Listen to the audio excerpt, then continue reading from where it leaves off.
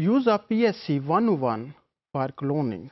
Although the cloning with PSC101, it is not so advantageous as we have discussed, because the selection of transformants, it is not easy on the basis of tetracycline resistance. But still, this plasmid PSC101 has been used to clone some genes from the plasmid of other organism like P1258, and this plasmid, it is present in gram-positive cocci like Staphylococcus. So genes from Staphylococcus plasmid, it can be cloned in PSC101 and then can be expressed in E. coli. Plasmid P1258, it contains several determinants or traits that can be expressed in the recipient cells. These traits includes like ampicillin resistance, erythromycin resistance, and resistance to certain heavy metals.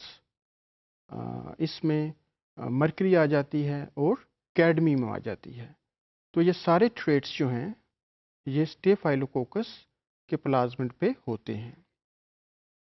और जब हम staphylococcus plasmid को, जो कि P1258 है, इसको digest करते हैं EQR1 से, तो इसके 4 फ्रैगमेंट्स बन जाते हैं.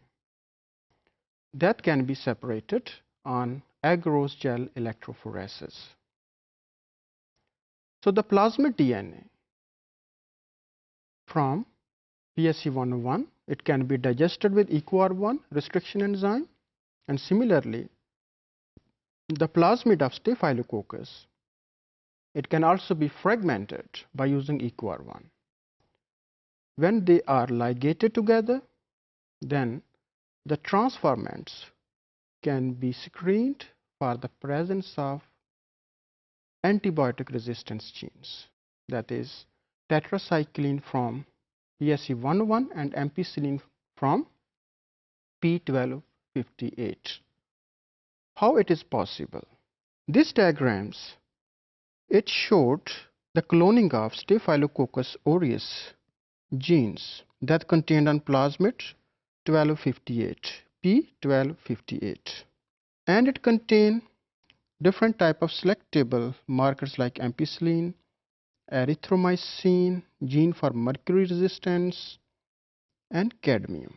Whereas on PSC101, the resistance, it is for tetracycline. Here it is T. The resistance, it is for tetracycline. So both they can be digested with EQR1. So in this case of P1258, 4 fragments are produced and only 1 linear fragment for PSC101. Then they can be ligated with the help of DNA ligase. Here they are ligated, and then they are screened for the presence of antibiotics. Like after introducing ligated DNA into E. coli, then they can be screened for the presence of ampicillin, ampicillin, and ampicillin.